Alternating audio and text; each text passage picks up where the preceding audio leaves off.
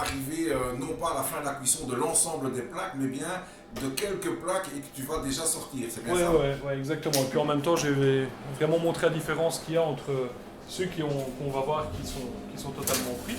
Donc comme on a ici un label cuisson bien blonde comme je parlais, que je vais placer dans l'échelle. Et alors je vais mettre à côté une plaque qui elle, voilà, par exemple déjà, de toute façon on va déjà tout de suite voir la différence. C'est ça. Avec une plaque qui elle est bien moins cuite. Je vais retirer juste un petit biscuit qui lui sera abîmé, mais il va faire le plaisir de quelqu'un qui le mangera. Et là on voit vraiment la cuisson qui est un tout petit peu plus, plus blanchâtre.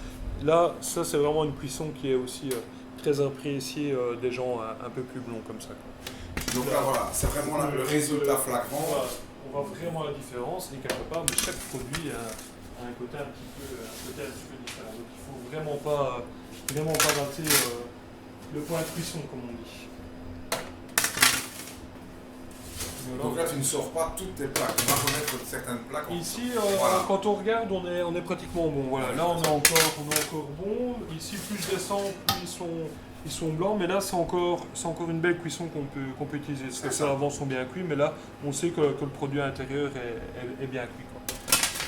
Et quand on regarde, au final on va pouvoir sortir, je pense, toutes les plaques. Toutes les plaques. Comme le four n'est pas rempli à fond, on aura une cuisson qui aura été quand même plus rapide et plus uniforme, quoi.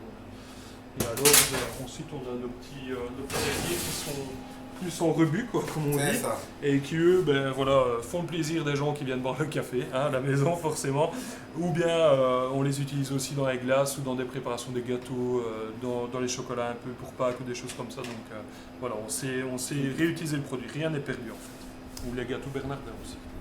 Et pour toi tu les préfères comment? Un peu plus cuit, un peu moins cuit? Un peu moins cuit. Un peu moins. Allez, super. Déjà, le petit déjà initié, il aime déjà la pâtisserie, il vient travailler avec papa, maman. Il donne des coups de main, un petit peu en chocolat. Hein, plus de chocolat. Voilà, ouais, par exemple à Noël ou à Pâques, forcément comme on a beaucoup plus de travail et qu'on est artisan, on produit vraiment à la dernière minute, on ne fabrique pas pour stocker nous autres, hein, on met vraiment au magasin au fur et à mesure. Et bon, des fois il y a des petits coups de bourre, donc entre guillemets on l'empêche un peu d'aller jouer ou de rester un petit peu à rien faire, et puis il descend dans l'atelier pour gratter quelques moules, les mettre sur les plaques, et puis voilà, ça se fait naturellement, de toute façon.